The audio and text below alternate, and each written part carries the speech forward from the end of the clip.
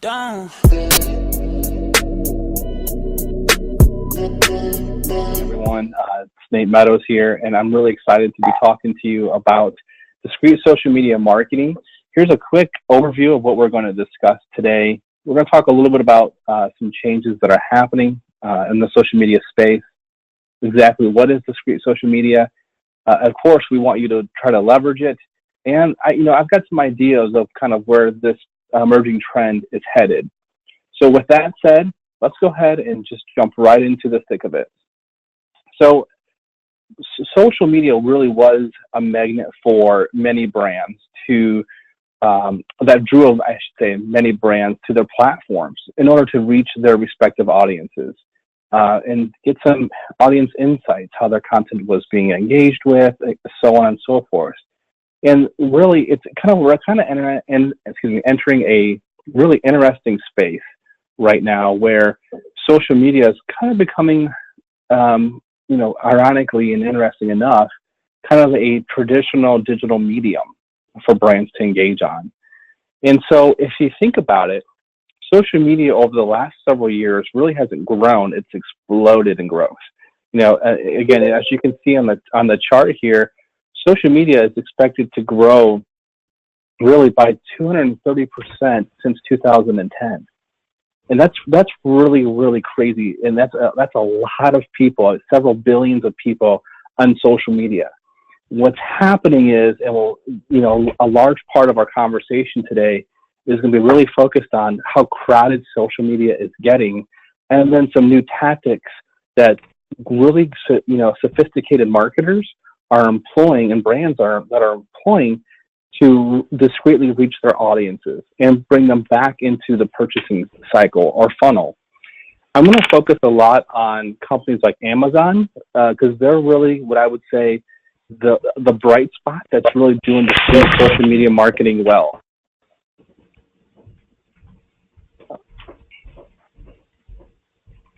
So with that said, let's go ahead and move on to the next slide. So as you can tell, ad revenue as my two examples here, for Facebook and for Twitter really has exploded.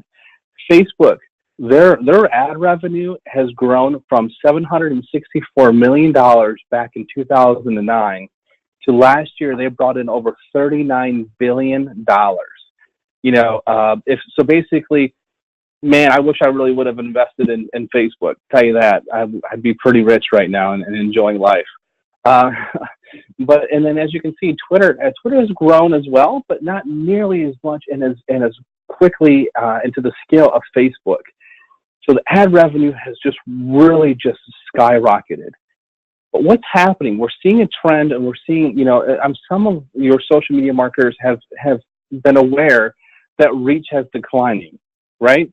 So from 2012 to 2016, reach went from 16% down to 6.5%. And today it's really less than 2%.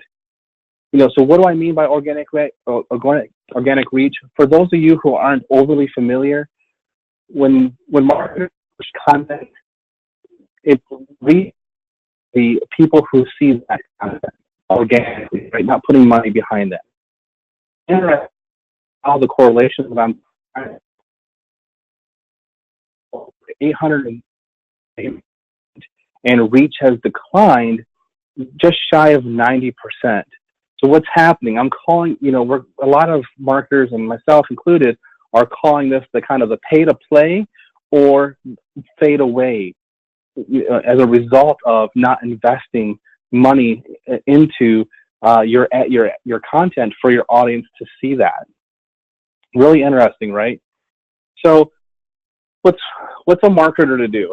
Organic reach is dying. I would say it's dead. We're past the point of really getting any meaningful return out of organic reach. And a lot of marketers still struggle with, hey, I've invested so much money, time, energy into growing my social media presence. I've got 20,000 followers for our brand page, or 100,000 followers on our brand page or more. And, again, 2% reach organically, that's a terrible investment if you think in terms of the time it takes to research and create content, produce the assets, the creative, publish it, measure the analytics, and so on. Even though organic, still a lot of time, energy, and resources are put in place to measure the effectiveness of that. And so, what's a marketer to do?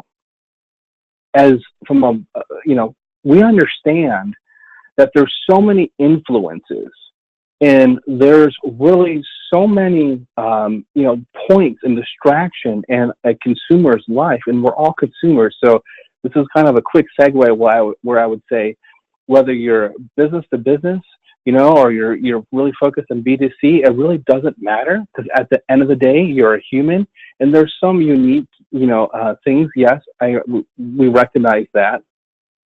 But what I would tell you is, all of us, again, whether B2B or B2C, we're human, and we all have different distractions, different influences in our lives.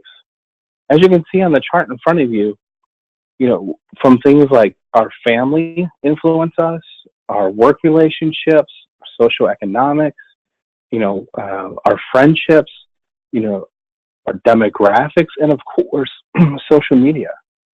As you can also see, it's getting crowded, and there's increasingly more and more brands and I would say influence points that are trying to influence us.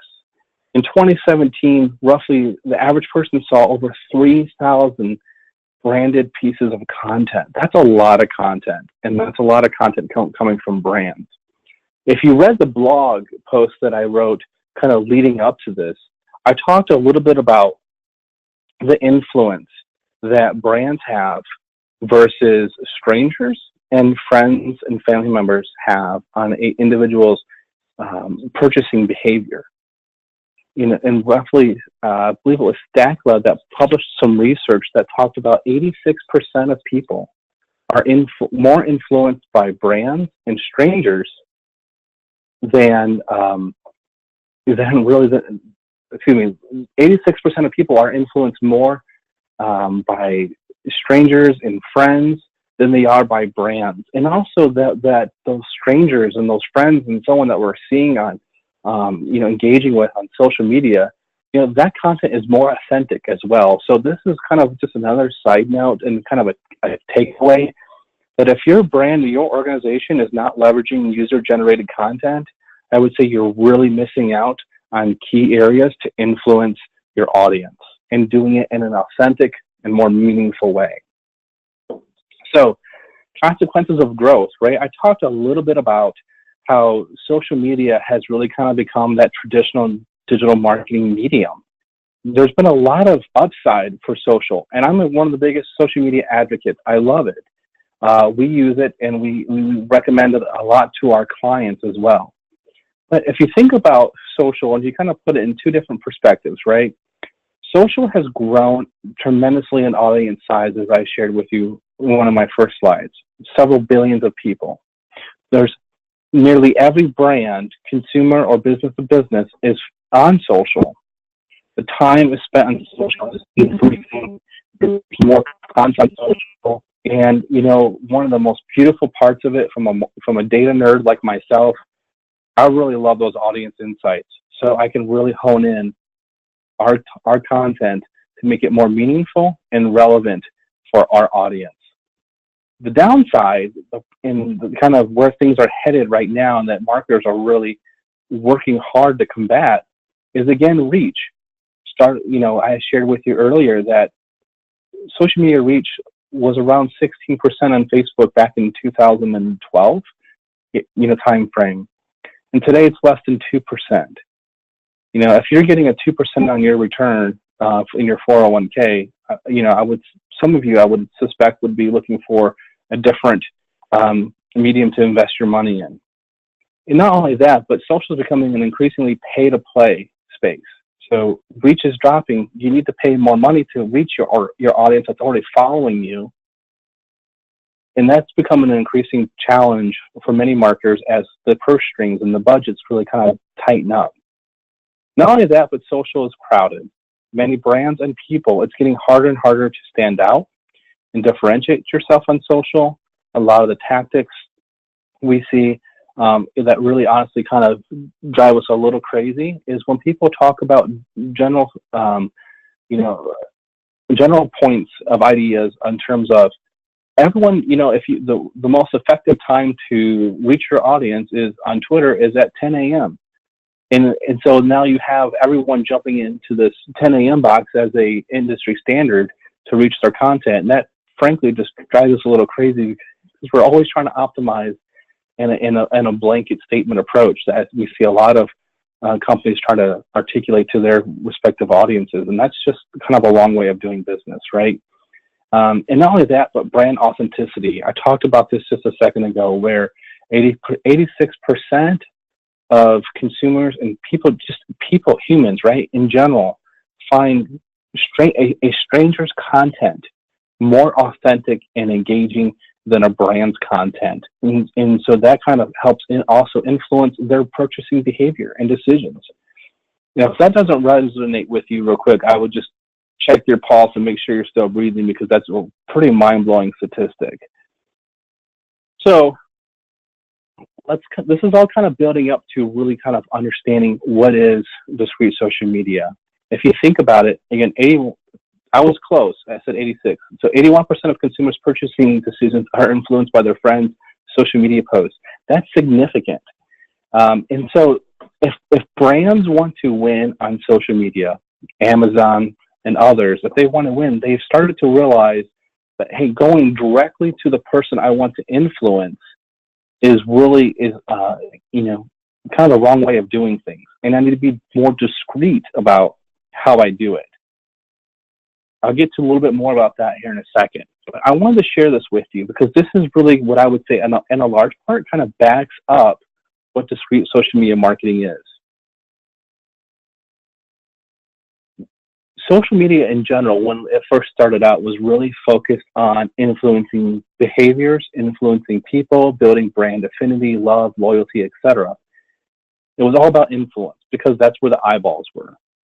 I want to tell you today that the eyeballs are, while social media is growing on platforms like Facebook, the eyeballs are absolutely shifting to other platforms and mediums. In 2016, 1.6 billion people worldwide pushes goods online, mobile. It's growing. It's absolutely mind-blowing to me how fast mobile and voice search is growing in the e-commerce space. And if you can see, projections show a growth of over 4 trillion by 2020. So if you're not focused on a mobile strategy to engage your audience, you're about to be left behind. Also, people are downloading fewer apps. And this is interesting, right? So people are new apps and new tools and things that are coming out for us, we're distracted by, and people are recognizing that, and they're not downloading nearly as many, especially when it comes to like retail. Also, from an interesting point here, people are spending a lot more time in their applications. And I'll show you exactly what I mean here in a second. Retail is really where the eyeballs are, not in traditional social media marketing mediums like Facebook and Twitter and LinkedIn. While they have the population, they don't have the attention. These apps, these retailers have our attention. They have a consumer's attention, especially Amazon. So if you look at Amazon, 74% of mobile users have access to the app in 2017 of all mobile users within the United States as a whole. 74%. That is mind-blowing. And Walmart is, trailing significantly, only at 45%, and then eBay 33%. So the top three retailers where people are spending their time, Amazon, Walmart, eBay, with Amazon clearly having the lion's share. And really, again, the key point here, they have the eyeballs. So discrete social media marketing, I talked a lot about kind of building up to this. So what exactly is it? All right, I'll finally get to the point.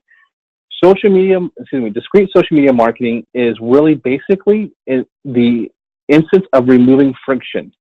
Brands traditionally have had to go through, again, social platforms, Facebook, Instagram, Twitter, etc., to really reach and engage their audiences in a kind of a conversational community type of way.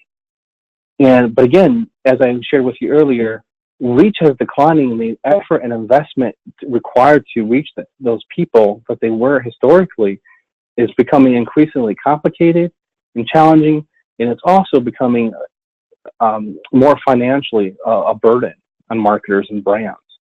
So the discrete method is to, again, picking on Amazon because I love them. I don't know too many people who don't.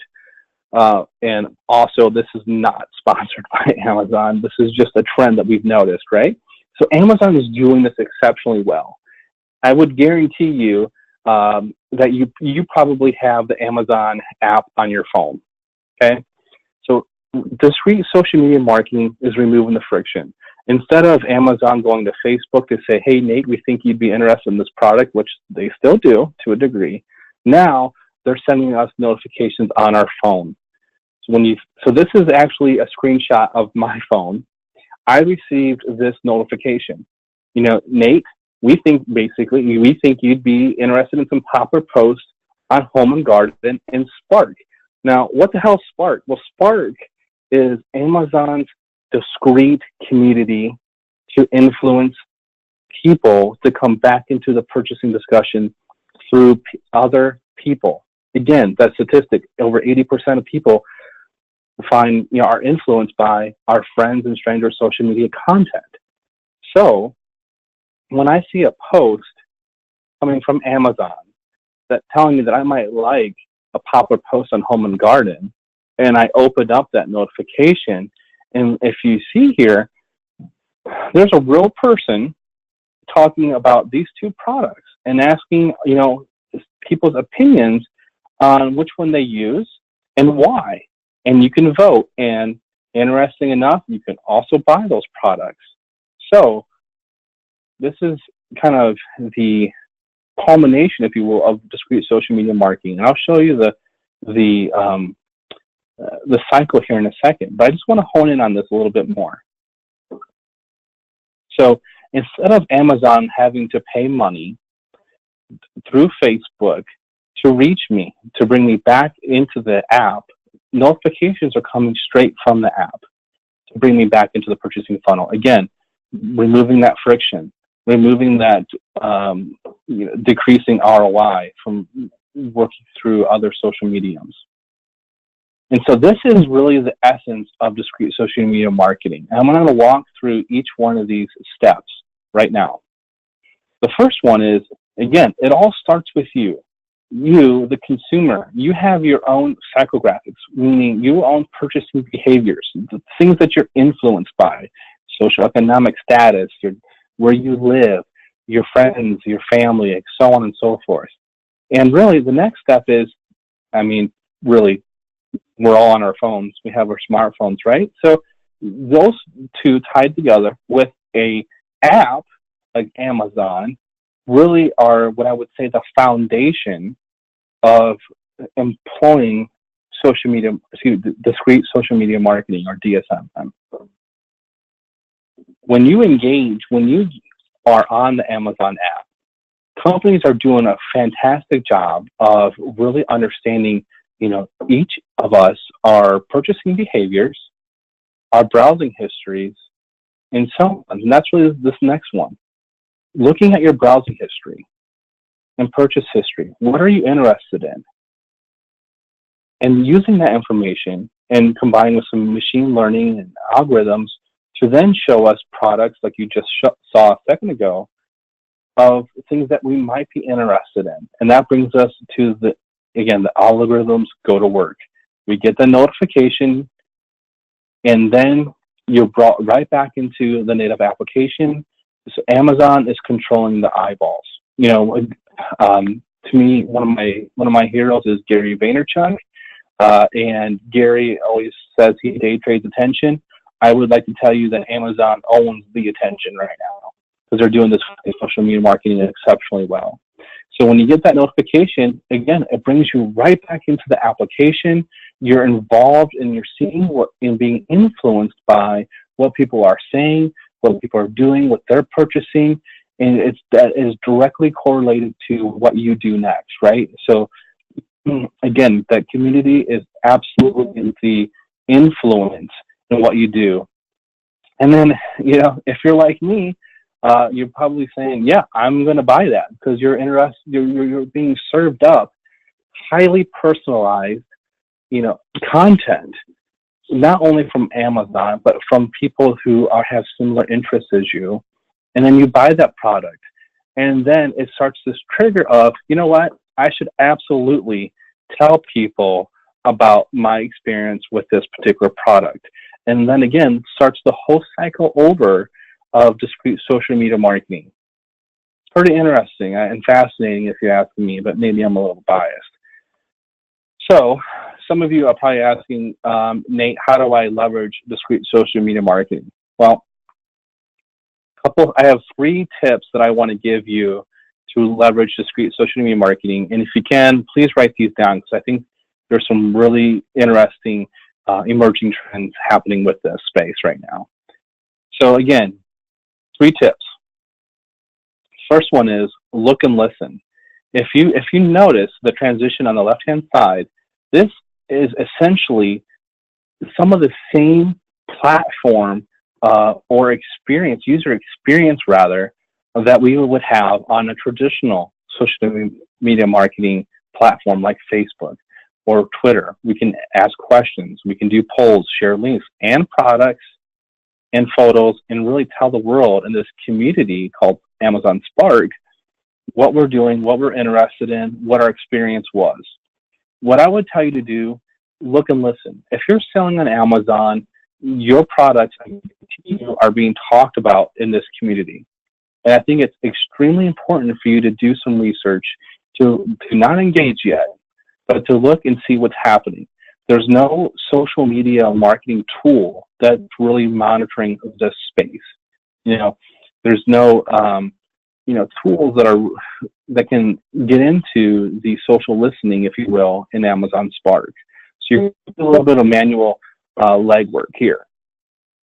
The second one, leave the brand at home. You represent a certain brand, and you own that, right? Don't get into Spark the way and start engaging as the brand. One, you can't have a brand profile. But what I'm really trying to get at is, don't come across as, hey, I work for this particular company. I love this product. You're instantly going to kill the credibility and influence that is intently meant to be discreet. So leave the brand at home. I'm not saying hide that you work for a company. I'm just saying be careful in how you engage and interact, if at all. So the next tip is enlist and educate your audiences. Again, I want to just say this statistic one more time because it's really that important. Over 80% of people are influenced by our friends, family, and strangers' social media content. So you should be absolutely in telling your audiences on Facebook, on LinkedIn, on Twitter, Snapchat, Instagram, wherever they live, wherever they are, tell them to get into Amazon Spark and educate them and inform them. Undoubtedly, you have loyal fans who rave about your products. Again, step 1, look and listen. See what's already being said. And then enlist and educate your audiences to get into Amazon Spark and start engaging and championing your products, and leaving those authentic reviews, answering questions, and so on. Engage your champions. I think that's absolutely critical. So next, we're winding down. We're probably just a few minutes from wrapping up. I want to make sure that you have time to ask questions, and obviously I want you to be able to eat because that's pretty important. So I have some discrete social media marketing predictions of where things are headed. Imagine you're sitting at home on the couch. It's a Saturday night, and you know what? Alexa lights up and says, you have a new notification. Would you like to hear it? Of course you say sure. And then Alexa proceeds to tell you that your friend Tom recently purchased a new product, and based on your purchasing history and browsing behaviors, Alexa/Amazon thinks you might be interested, and then asks you if you would like to hear Tom's review. Sorry, I don't know that. And then Alexa behind me goes off. I don't know if you heard that or not. That's pretty funny. And then, so then, of course, you tell, your device that you want to hear the review, and then she begins to tell you that, hey, Tom rated this product 4 out of 5, and this thing's awesome, definitely worth the money. And then you get a notification on your phone saying, that allowing you to open up the app to see the product, speak with it, actually buy it, right? Or even talk to Tom about it. And then also, imagine this. Just like we have friends on Facebook and Twitter and so on, imagine being able to tell your Amazon who would like to send notifications to, opt in, if you will. They would like to inform the purchases that you make on Amazon. So you're sitting here and you get a notification on your watch. Chad just bought a new watch band. Great. I have an Apple Watch and I want to see what he bought. Maybe it's something I might be interested in. And you get this push and pull method of notifications of bringing people right back into the discrete social media marketing purchasing funnel. To me, this is really kind of the essence and the core of discrete social media marketing. I'm really, really excited about it. I hope that you have found the last half hour worthwhile of your time. If you haven't, what I would say is please go back to digitalradar.agency, look at our blog and read the latest blog post on this. And definitely, I would say feel free to reach out to us if we can help you grow your business using data. And with that, I'm going to turn it back over to Jacob. Thanks a lot, Nate. Great presentation. We did actually have a few questions that came through in a private chat to me. So if I could just take a few minutes and read these questions off, they might benefit the greater group as well. The first question is, does discrete social media apply to businesses outside of the e-commerce space? That's a great question. So outside of the e-commerce space, absolutely. So discrete social media marketing, again, is really about influence and tapping into those individuals who are championing your brand. And technically you could say that's influencer marketing, but discrete social media marketing can absolutely play into any business, whether they're in e-commerce or not. I would say it's probably more likely skewed to businesses who are in that e-commerce space, though. But definitely, again, if you think about it, going to that statistic that I keep talking about, over 80% of people are influenced by their strangers and family and friends' social media content. And, that's kind of working with those people, right? Finding the right influencers to help navigate the conversation and be a part of the conversation, I think is absolutely applicable. Great, thank you. And there's one more. There were several that came through, but you answered them as you went through your presentation. But the last one I want to wrap up with today is, does my company need to have a mobile app to leverage discrete social media? Great question. I love that. I think that's a really interesting thought. I would say yes and no. If you have your own app, you absolutely have the control in terms of being able to push out those notifications, right? That the whole discrete social media marketing tactic of not utilizing a traditional social media platform. So I would say if that's, if you're able to develop and deploy an app, I think that's a huge advantage and would absolutely recommend it. But the flip side of that is, no, I do not think you have to have one. I would say, if you're already selling on, platforms like Etsy, or you're selling on Amazon or others, you already have a leg up on the competition. Okay, great. Well, Nate, thank you so much for the very informative session today. And thank you all, our loyal attendees.